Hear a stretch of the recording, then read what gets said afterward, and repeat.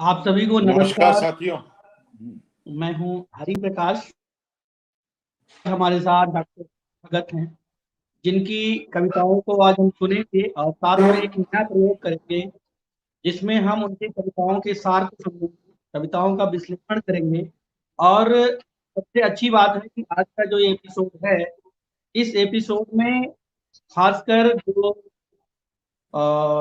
दंपति हैं, जो दंपति हैं, युगल हैं, उनके लिए है। आपसी संबंधों पर कविताएं होंगी और उन कविताओं के अर्थ को भी हम समझने का प्रयास करेंगे और बताने का प्रयास करेंगे। खासकर बहुत सारे एक कह सकते हैं आप कि आपसी संबंधों पर आज का जो सेशन है, जो प्रेरणा दर्पण साहित्यिक और सांस्कृतिक मंच और साहित्य संगठन के बैनर पर आज होने जा रहा है, ये आपसी संबंधों पर है। ये संबंध आपस में पति पत्नी के हो सकते हैं, भाई के हो सकते हैं, दोस्त के हो सकते हैं।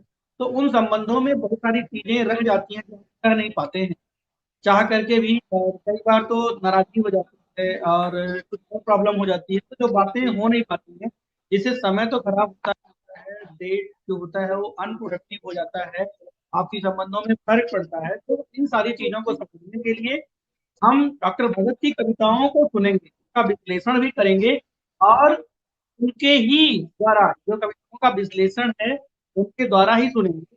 तो आप सभी का आज के इस कार्यक्रम में मैं हरि प्रकाश से हार्दिक स्वागत और अभिनंदन करता हूं। और नए वर्ष की शुभकामना देते हुए मैं डॉक्टर भगत को सीधे सीधे आमंत्रित करता हूं कि वो आए और अपनी कविताओं से और कविताओं के विश्लेषण से लोगों को अवगत कराएं, का समाज को और दंपतियों को लाभ हो। डॉक्टर भगत, बहुत बहुत स्वागत है। नमस्कार, नए वर्ष की शुभकामनाएं मेरी तरफ से भी। और ये एक सीरीज हमने शुरू की है जिसमें हम जो पहले लिखी हुई कविता हैं, नई भी आ सकती हैं, उनको हम एक साथ जोड़ के 2 3 4 कविताओं को उनका विश्लेषण सुनाएंगे भी आपको। और जल्दी नहीं होगी कोई, अगर आपके प्रश्न होंगे तो उनका जवाब भी देंगे, हम कोशिश करेंगे और आपका इनपुट भी लेना चाहेंगे। इस तरह हम आगे बढ़ेंगे। पहला इसका एक प्रोग्राम हम कर चुके हैं थोड़ा सा, हाँ और ना पे, कि तो वो भी हमने आपको पोस्ट करेंगे। हाँ और ना, ये हमारा एक रोज के इस्तेमाल के शब्द हैं कि किसी चीज पे हम हाँ करते हैं, किसी पे ना करते हैं, और उसका आपसी संबंधों पे क्या असर पड़ता है और वो आपकी पर्सनैलिटी को कैसे उजागर करते हैं, वो बताता है। आज का विषय जो है वो है नाराजगी। अब नाराजगी तो किसी के बीच में भी हो सकती है, पर हमारा जो आज केंद्र है वो है दंपति, पति और पत्नी। और ये एक बड़ा ही निकट नजदीकी का संबंध है, लेकिन अक्सर लोगों में ये शिकायत रहती है कि किसी ना किसी बात पे नाराजगी होती है।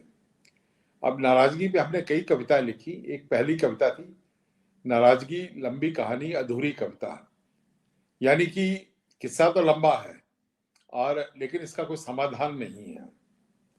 समाधान है भी और नहीं भी। समाधान है तो आपके हाथ में है, मेरे हाथ में नहीं है, दूसरे के हाथ में नहीं है। अगर हम सोचें कि इसका समाधान कोई और करके देगा आपको, तो ये गलतफहमी होगी। और समाधान तो हमें ही करना है, और उस समाधान को करने के लिए हमें एक दूसरे को समझना जरूरी है।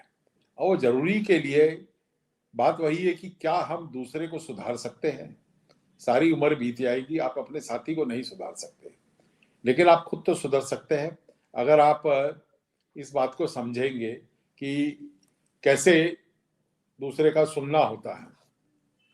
तो मैं शुरू करूंगा, लेकिन शुरू मैं करूंगा पहले एक और कविता से। शीर्षक है उसका औरत और शिकायत। शिकायत नाराजगी से शुरू होती है और अक्सर लोग कहते हैं कि शिकायत होती है। अब इस शिकायत का ही थोड़ा सा विश्लेषण कर लें कि शिकायत, वो औरत भी क्या हुई जो शिकायत ना करे पति से। वो औरत भी क्या हुई जो शिकायत ना करे पति से।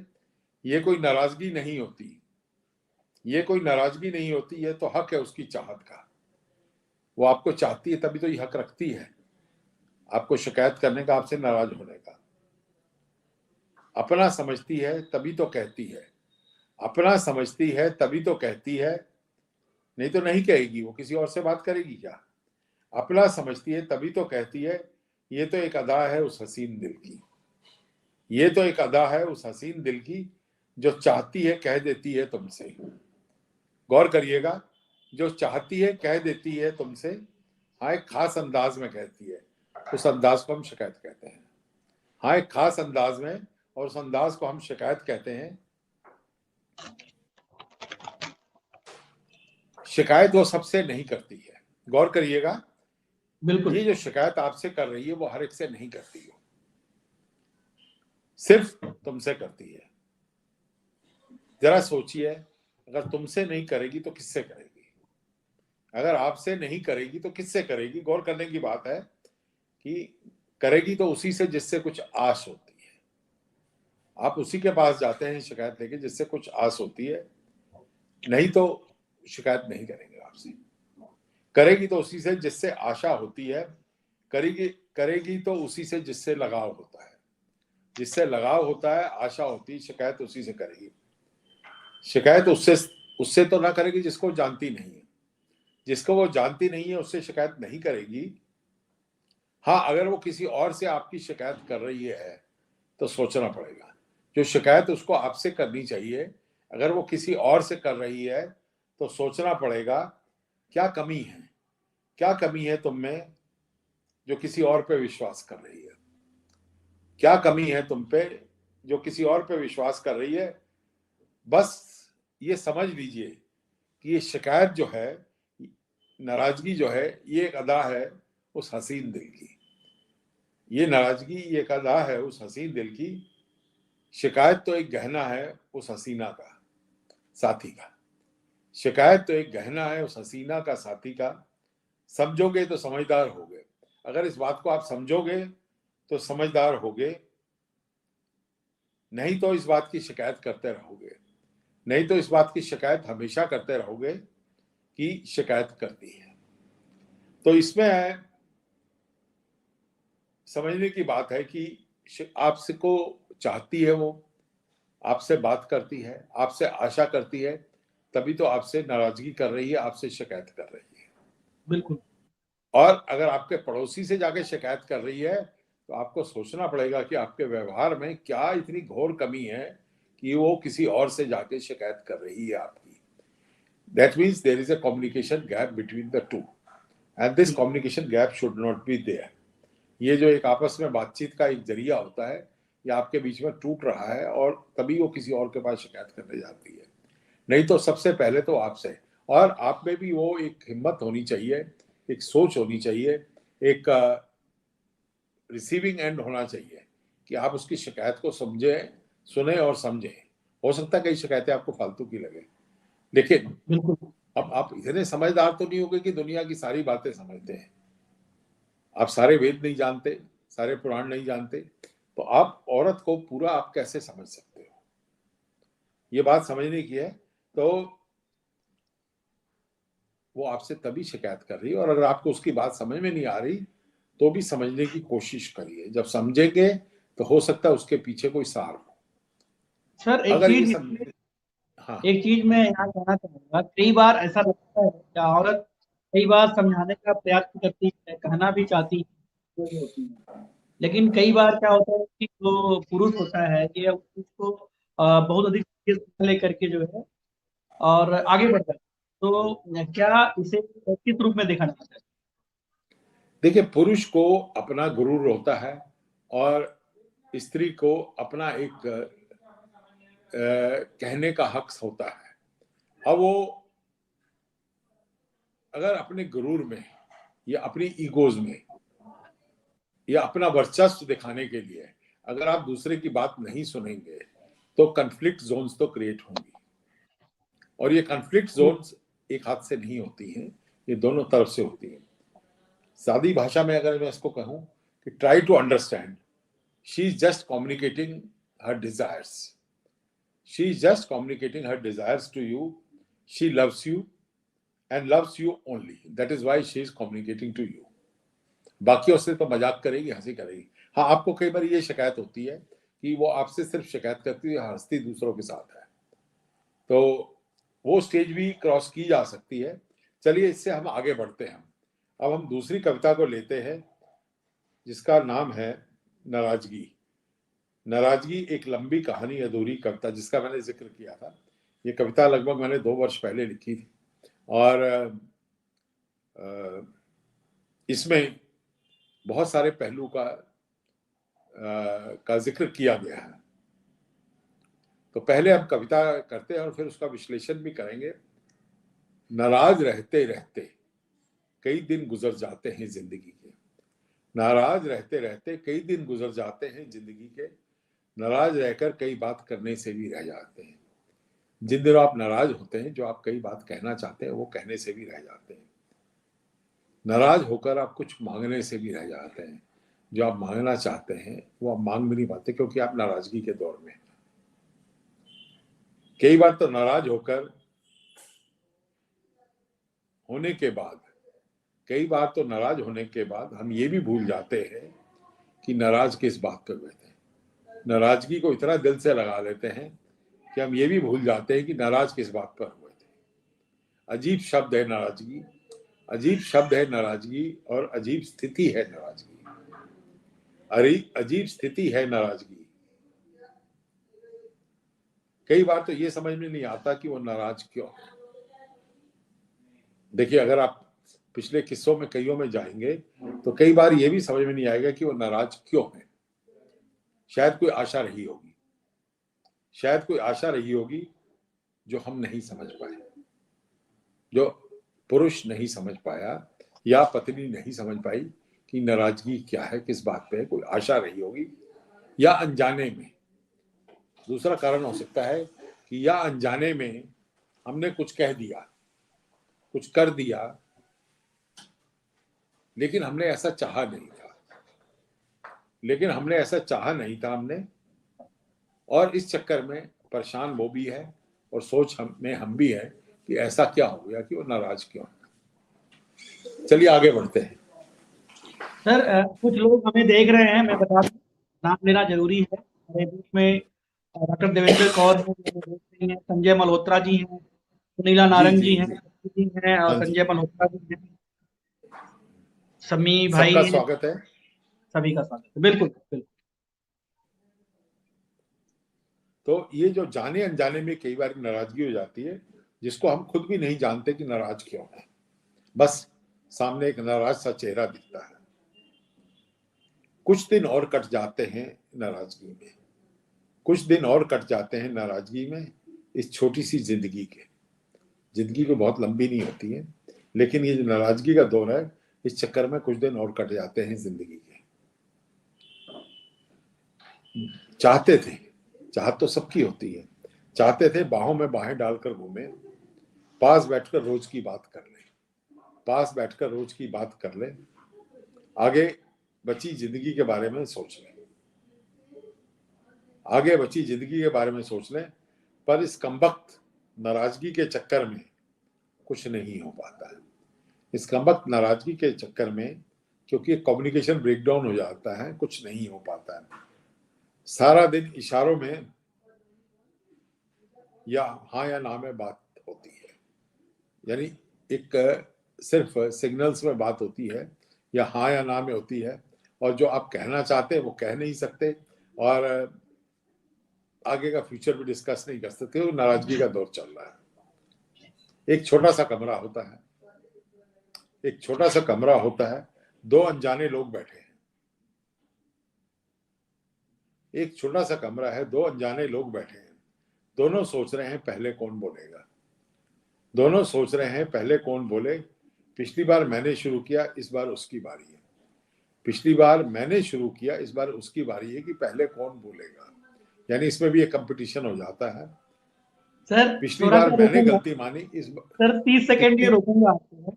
हाँ हाँ हमें कुछ बोलिए। लोग देख रहे हैं, वो देवेंद्र कौर जी कह रही हैं कि सच्चाई है, करिश्मा सोनी कह रही है नाराजगी का दौर लंबा हो जाता है, और मेरे बीच में सुनीला नारंग जी हैं, वो कह रही हैं your poems are all about practical life. बिल्कुल जी सच जी है, जी वो लोग को रिलेट जी। कर रहे हैं। और सुनीला जी बता दूं मैं, जो हमारा उद्देश्य है आज के इस प्रोग्राम का, या हर मंगलवार को जो हम डॉक्टर भगत की कविताओं का विश्लेषण करेंगे, उसका उद्देश्य यही है कि आपको, और जितने भी लोग हमें देख रहे हैं, इस वीडियो को अभी देख रहे हैं, आने वाले समय में देखेंगे, तो जीवन की सच्चाई को समझेंगे। यह सच में जीवन का बहुत ऐसा बहुत बड़ा सच है, जो सबके बस की बात नहीं है। बहुत सारे लोग बात करते हैं, कविताओं के माध्यम से बताते हैं, लेकिन उस कविता का एनालिसिस, लोगों को समझाना, बताना और उसका लाभ पहुंचाना, ये भी एक बहुत बड़ा दायित्व है समाज में, सामाजिक लोगों का। तो उसी दायित्व का निर्वहन करने के लिए आज आपने ये कदम उठाया है। आप में भी बातचीत करने का मौका मुझे भी मिल पा रहा है, तो बहुत बहुत धन्यवाद सर। और ये अच्छा लग रहा है कि लोग रिलेट कर रहे हैं आपकी तरफ। हाँ नहीं, देखिए हमारा उद्देश्य तो यही है कि जो हम लिखें वो जिंदगी से जुड़ा हुआ हो। आसमानी बातें, रूहों की बातें करने और या वीर रस की बात करना, प्रेम रस की बात करना करते हैं लोग, अच्छी बात है, वो भी जिंदगी का एक हिस्सा है। लेकिन जिंदगी की जो प्रैक्टिकल समस्या है उनको भी डिस्कशन होना चाहिए। तो बात हम कर रहे थे कि पहली बार मैंने माफी मांगी, इस बारी वो मांगे। अब ये तो कोई हिसाब नहीं हो सकता ना कि पहली बारी मैंने गलती मानी, इस बारी वो माने। मैं क्यों गलती मानूं हर बार? और इस चक्कर में कुछ और वक्त निकल जाता है उस छोटी सी जिंदगी का, और एक दिन लगता है कुछ ठीक होने लगा धीरे धीरे। सोल्यूशन क्योंकि नहीं किया, तो एक दिन लगता है कि कुछ ठीक हो रहा है, पर ये क्या, एक नई नाराजगी शुरू हो जाती है इतनी देर में। अब इस नाराजगी के कई फायदे भी हैं, हम उनको भी सोच लें। अगर उनको आप मन में रखेंगे तो आपको इसका सोल्यूशन करने में भी आसानी रहेगी। नाराजगी के फायदे क्या हैं? और हर ऐसी कोई चीज नहीं है दुनिया में जिसका फायदा नहीं होता। तो इस तरह नाराजगी के भी फायदे होते हैं। हम जो मर्जी है वो करते हैं, वो हमें टोकते नहीं है। जब आदमी दो नाराज बैठे हैं, एक दूसरे से बातचीत नहीं कर रहे हैं, तो हम जो मर्जी है वो करते हैं, वो टोकते नहीं है। जहां जाएं वो हमसे पूछते नहीं है। आजादी मिल गई ना। जो मर्जी है वो खाते हैं, वो हमें पूछते नहीं है। सामान्य स्थिति में, यानी जब कम्युनिकेशन एस्टेब्लिश्ड होता है, सामान्य स्थिति में कई बंदिशें होती हैं। दिल को इसी से तसल्ली दे लेते हैं, पर अपनेपन का मजा नहीं रहता। पर अपनेपन का मजा नहीं रहता। सोचता था वक्त के साथ नाराजगी कम हो जाएगी। ऐसी सबकी सोच होती है कि वक्त के साथ नाराजगी कम हो जाएगी। कई बार ऐसा लगता भी है, कई बार ऐसा लगता भी है, ऐसा होता भी है कि नाराजगी कम हो रही है। पर ये जो गलतफहमी है, ये जो गलतफहमी है बहुत जल्द दूर हो जाती है। ये गलतफहमी बहुत जल्द दूर हो जाती है। जिंदगी में हमने कई पहलुओं पर विचार किया, इस पर भी किया, पर हल ना निकाल पाए। पर हल ना निकाल पाए।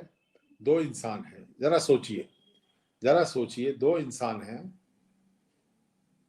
इच्छाएं भी हैं, सोच भी है।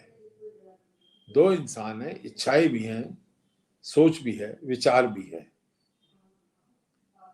दबी हुई चाहते भी है, दबी हुई चाहते भी है, सपने भी हैं, सपने भी हैं, गरूर भी है, जिद भी है, गरूर भी है, जिद भी है। कई कारण होते हैं, और इन सब कारणों में एक और जुड़ जाता है, कुछ पुराने किस्से भी याद आ जाते हैं ऐसे मौकों पर। ऐसे मौकों पर कुछ पुराने किस्से भी याद आ जाते हैं। पर जरा सोचिए, जरा सोचिए, इस छोटी सी जिंदगी का अंत क्या नाराजगी से होगा? इस छोटी सी जिंदगी का अंत क्या नाराजगी से होगा, या आपसी बातचीत से होगा? कई विचार आते हैं, कई जाते हैं इस अंतराल में, इस नाराजगी के दौर में, पर कुछ समझ नहीं आता। एक अजीब समस्या है, पर इस समस्या का हल हम नहीं निकाल पाए। लेकिन हल है इसका, क्योंकि दुनिया में जितने जोड़े हैं या जितने पति पत्नी हैं, सब तो हर वक्त नाराज नहीं रहते। तो कुछ तो ऐसा है कि जो हम लोग जो नाराज हैं वो हम नहीं समझ पाए, तो उसको समझना जरूरी है। अब वो समझना जरूरी के लिए बीच में हमको सोचना पड़ेगा कि जैसे हमारी इच्छा है दूसरे की भी इच्छा होती है, जैसे हमारी इच्छा है दूसरे की भी इच्छा होती है, हमारे एक विचार है उसके भी विचार होते हैं। और ये मन में भावना रखना है कि there is only one way which is my way, there is only one way which is my way, यानी मैं जो सोच रहा हूं वो काम वैसे ही होना चाहिए और कोई तरीका नहीं उस काम को करने का। ये गलत धारणा है, ये धारणा गलत है कि there is only one way, that is my way and that is the only way. और दूसरा जो भी कर रहा है बिना सोचे समझे आप उसको नकार देते हैं, बिना सोचे समझे आप उसको नकार देते हैं और उसको मना कर देते हैं या झड़क देते हैं या उसको कैंसिल कर देते हैं। अलग अलग सोच भी होते हैं। देखिए बहुत लोग बिजनेस करते हैं, कुछ सक्सेसफुल होते हैं कुछ नहीं होते, तो अलग अलग सोच होती है सबकी। अब सारी सोच सही नहीं होती और सारी गलत नहीं होती। विचार भी है इसी तरह, विचार भी सबके अलग अलग होते हैं और आदतें भी अलग अलग होती हैं।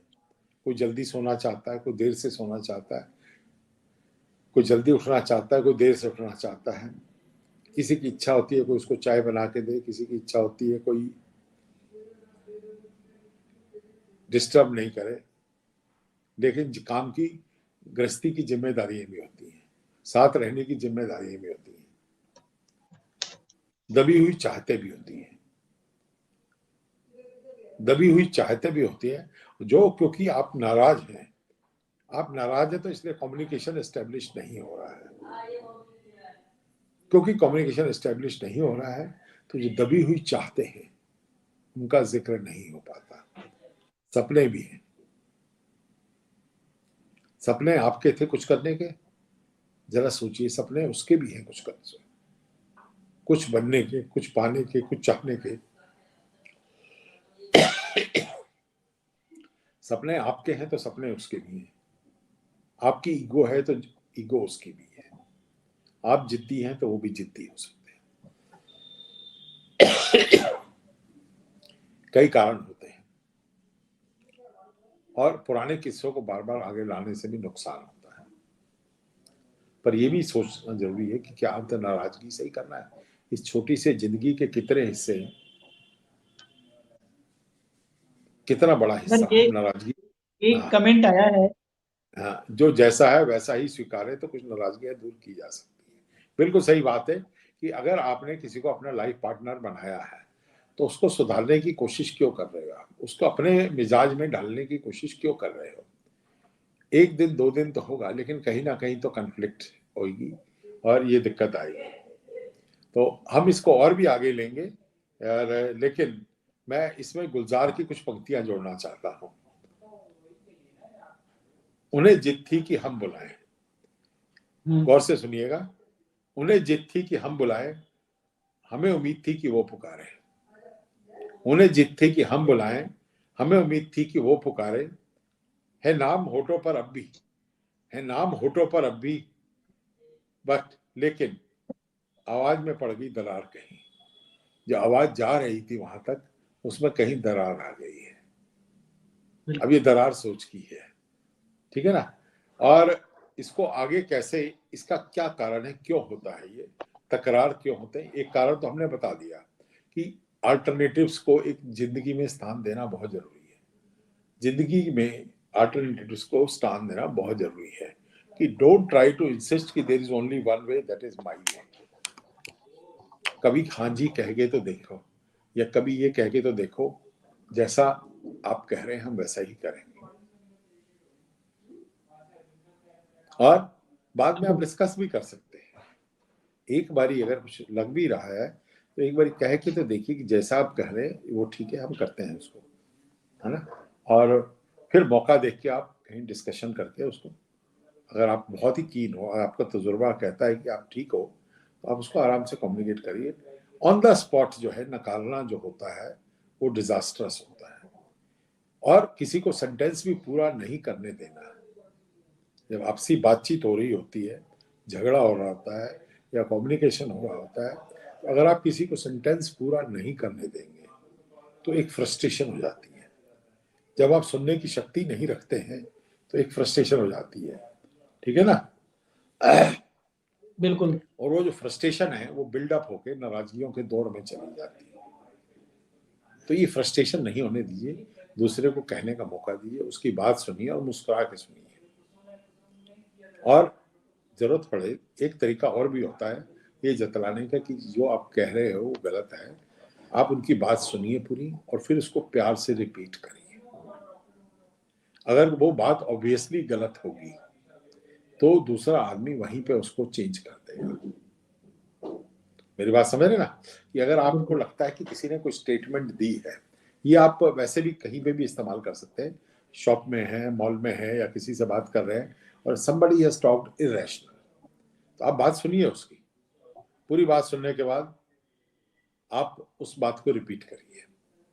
कल्याणी झा जी, आपका स्वागत है। और उस बात को रिपीट करने से क्या होता है कि कई बारी आदमी जो बोलता है, किसी लय में बोल जाता है, लेकिन जब आप उसको रिपीट करके वही शब्द उसको उन्हीं शब्दों को बिना कुछ अल्टर किए सुनाते हैं तो उसको उनको रिफ्लेक्ट करने का मौका मिलता है। और जब वो रिफ्लेक्ट करता है तो वो अपनी गलती का एहसास करके उसको ठीक कर लेता है। तो बिल्कुल। ये तो हमने बताया कि एक जो हमारी पर्सनैलिटी के इश्यूज होते हैं ये हमें डिस्टर्ब करते हैं और यही हमारे को इंटरपर्सनल कन्फ्लिक्ट में ले जाते हैं। एक दूसरे का मान सम्मान करना तो ऑब्वियसली बहुत ही जरूरी है, ना कोई ऊंचा है ना कोई नीचा है। और खास तौर से पति के मन में जो ये होता है कि पत्नी को सुनना चाहिए खाली और बोलना नहीं चाहिए बीच में, ये गलत धारणा है। बोलने का हक उसको भी है, बोलने का आपको भी है, सुनने का जिम्मेदारी आपकी भी है, सुनने की उसकी भी है। और ये अगर आप ये बात समझ लें कि हर बात को करने के कई तरीके हो सकते हैं तो कन्फ्लिक्ट कम होगी। चलिए हम इसको और आगे लेते हैं। एक और कारण होता है बिल्कुल। चिंगारियां फूटने का। एक और कारण होता है चिंगारियां फूटने का। अब ये चिंगारी शुरू होती है कहीं से और फिर वो बढ़ जाती है और बढ़ने के बाद कुछ ऐसे शब्दों का प्रयोग हो जाता है जो नहीं होने चाहिए। और फिर क्या होता है, फिर सर एक तकरार कमेंट शुरू। आया है, क्वेश्चन आया है। हाँ, कि जब हम बात उनसे नहीं करें तो इससे पहले इन्होंने क्वेश्चन लिखा था पर मैं कुछ बोल रहा था तो मैं पढ़ नहीं पाया, उसको रिपीट करेंगे जरा। ये है। हम बात उनसे नहीं करेंगे पर बात करेंगे तो उसी की करेंगे। हम बात उनसे नहीं करेंगे पर बात करेंगे तो उसी की करेंगे। ये एक प्यार, दबा हुआ प्यार है जो कहीं पे कम्युनिकेशन गैप में फंसा हुआ है। उसको नाराजगी है लेकिन उसके पीछे एक प्यार है कि वो जो हम बात तो उन्हीं की करेंगे क्योंकि बात तो उसी की करेंगे जिसको चाहते हैं और जिससे बिल्कुल। आशा है। और कहीं ना कहीं बात नहीं हो पा रही तो वो नाराजगी का एक दौर है, उसको ब्रेक करना जरूरी है। तो चलिए मैं उसकी बात कर रहा हूँ। अपनी तीसरी कविता जो आज मैं लेना चाहता हूँ वो है जी। जो इन चीजों को स्पार्क करता है, जो इसमें घी का काम करता है इन चीजों का। ये एक बड़ा छोटा सा ही शब्द है लेकिन इसको समझना जरूरी है। इसको हिंदी में कहते हैं विशेषण और अंग्रेजी में कहते हैं adjective. English we call it adjective and Hindi we call it विशेषण। अद्भुत ही शक्ति है इसकी, बहुत अद्भुत शक्ति है इस विशेषण की। कभी रिश्ते बनाता है कभी तोड़ता है। व्हेन यू से आई लव यू तो रिश्ता बनता है और when you call somebody names तो रिश्ते टूटते हैं। ये विशेषण ना बड़े जरा खतरनाक शब्द होते हैं। कभी रिश्ते बनाते हैं कभी रिश्ते तोड़ता है। मायके पर अगर कुछ जोड़ दिया तो युद्ध का शंखनाद बज जाता है। पति ने अगर पत्नी के मायके के ऊपर कुछ विशेषण जोड़ दिया तो युद्ध का शंखनाद कर देता है। विशेषण तो वो चीज है जो बोल का अर्थ बदल देता है।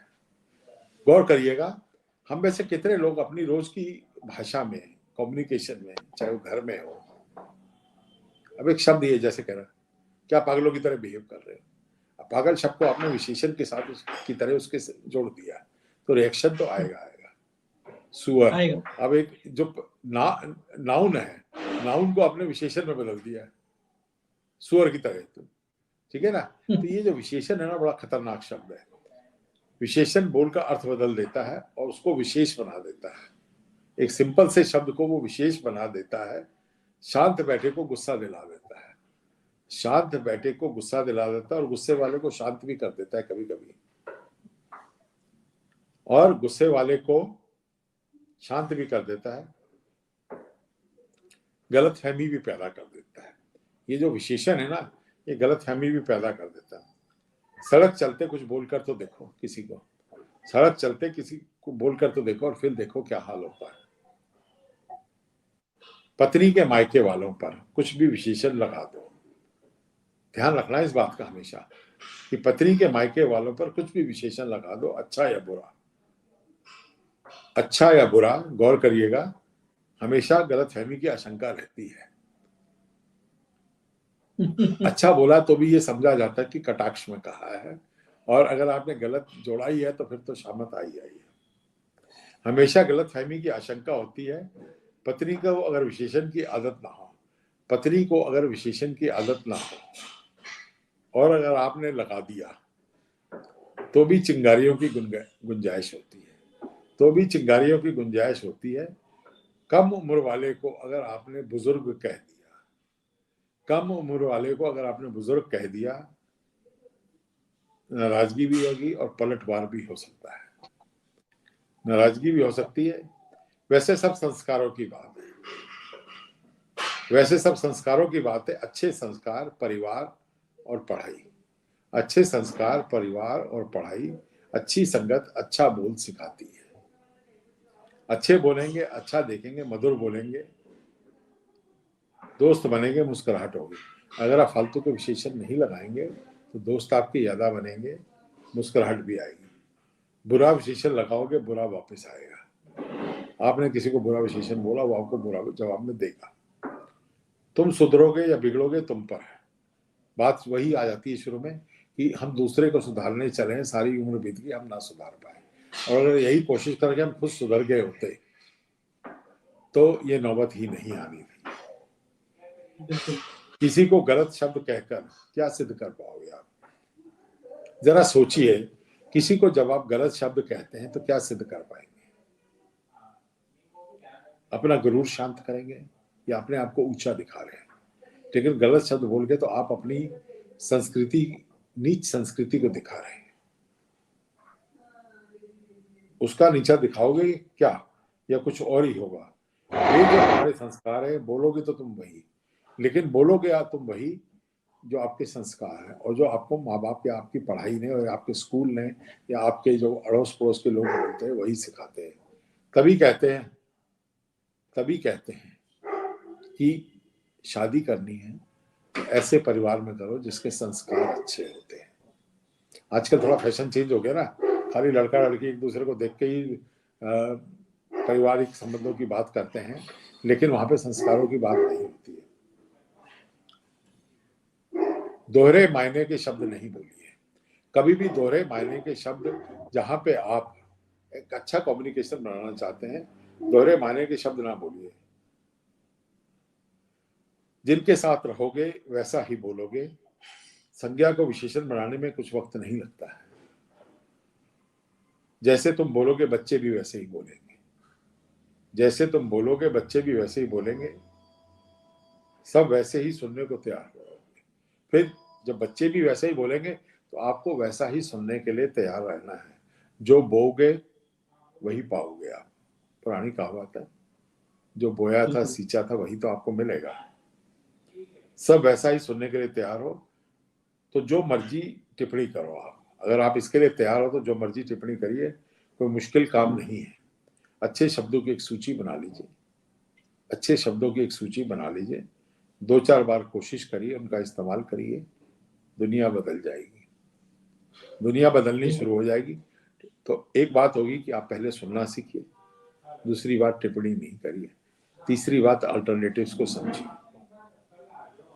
विशेष विशेषण जो है, जो बहुत खतरनाक है, गधा, उल्लू, साला, कुत्ता, किसी की पर्सनैलिटी पे अटैक करना मत करिए। ये सब ऐसे शब्दों का इस्तेमाल मत करिए। गाली गलौज नहीं करिए घर में, अच्छा बोलो, दूसरों पे अच्छी छाप छोड़ो, फिर मिलेंगे, अच्छी छाप छोड़ोगे, हंसकर मिलेंगे। अगर आप अच्छी छाप छोड़ेंगे तो फिर मिलने की आशा होती है, और गंदी छाप छोड़ के जाएंगे तो दोस्त कहाँ से रहेंगे।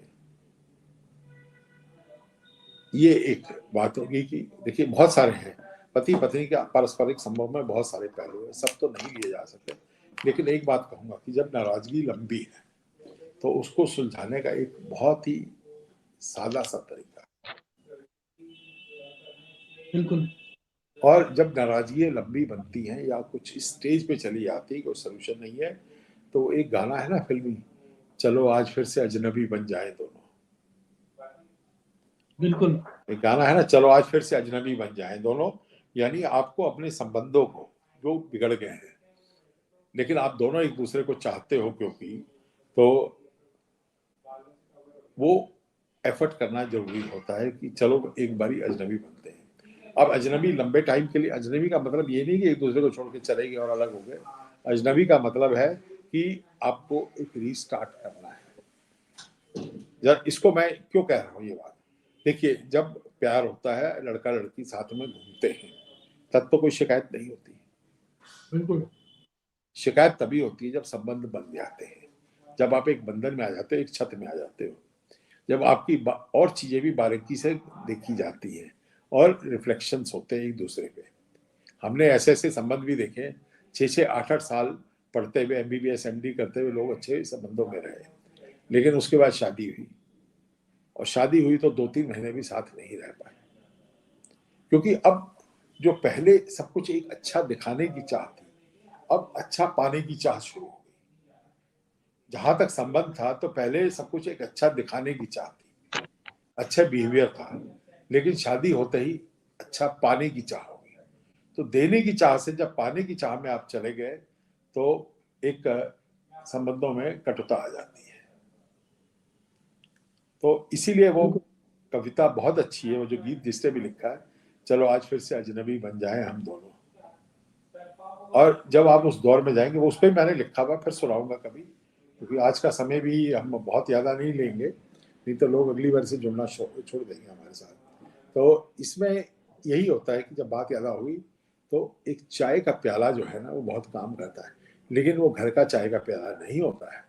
आप कहीं रेस्टोरेंट में जाइए, साथ में बैठिए, जैसे उस वक्त जाते थे और बैठते थे, जैसे उस वक्त जाते थे और बैठते थे, शादी के एकदम बाद या शादी से पहले, और कोई नहीं होगा बीच में। और फिर प्यार से दूसरे की बात सुनने की कोशिश करिए, खाली अपनी बात नहीं कहनी है, दूसरे की बात सुनने की कोशिश करिए।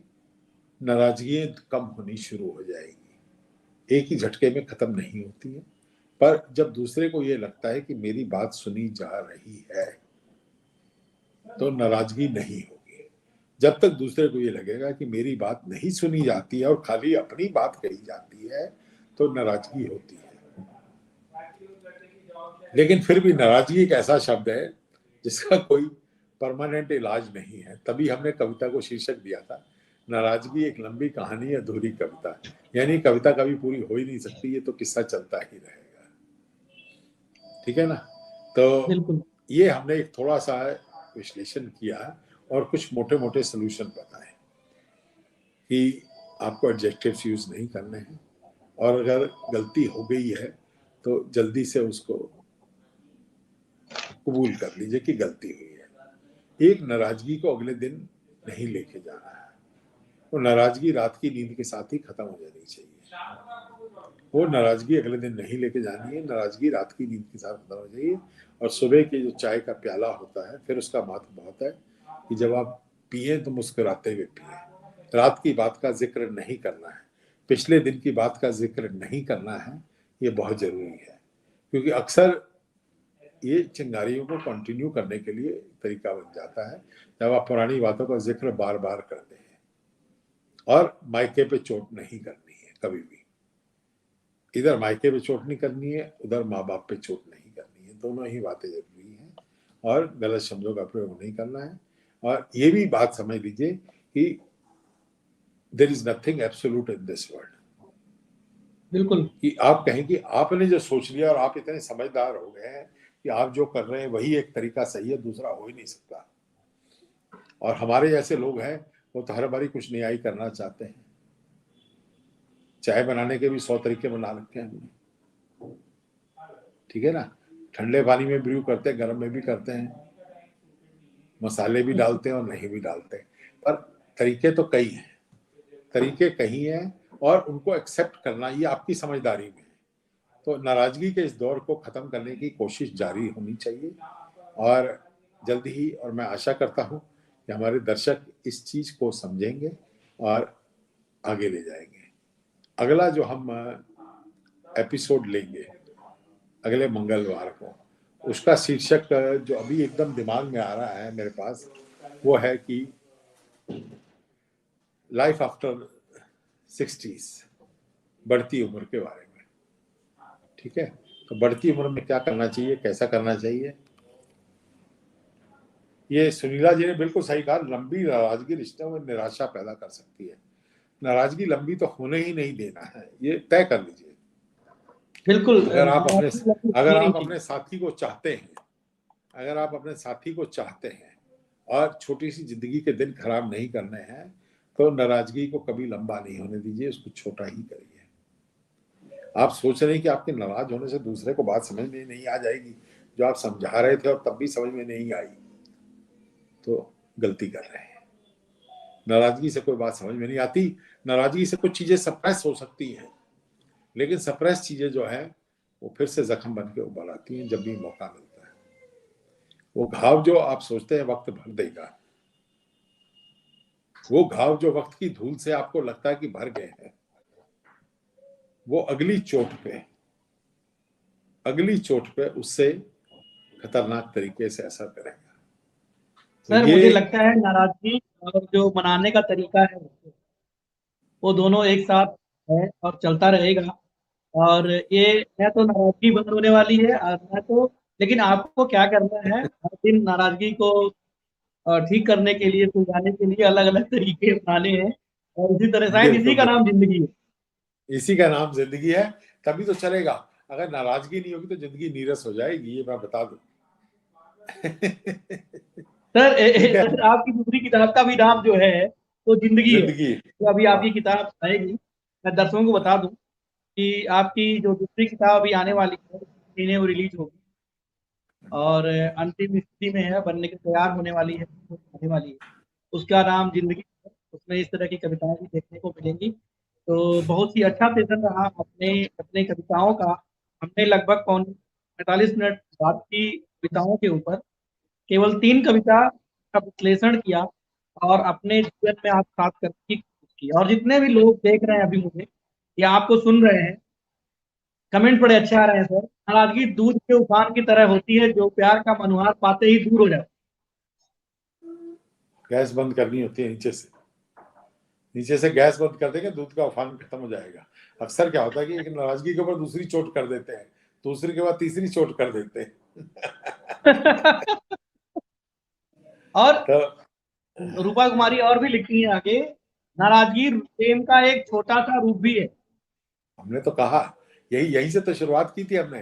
रूपा कुमारी बाद में जुड़ी। हमने जो पहली कविता औरत सुनाई है कि नाराजगी तो उसका गहना है, उसकी चाहत है। शिकायत आपसे तभी करती है क्योंकि आपको चाहती है, तभी तो आपसे शिकायत कर रही है। अगर आपको चाहती नहीं होती तो आपसे क्यों शिकायत करेगी। आपसे आशा बिल्कुल। रखती है, आपसे आशा रखती है, आपसे चाहत रखती है, तभी तो आपसे नाराजगी कह रही है, क्योंकि उसको लगता है कि आप ये कर सकते हो। और कई बार बात छोटी सी होती है कि कर देनी चाहिए, हंस क्या जाता है इसमें।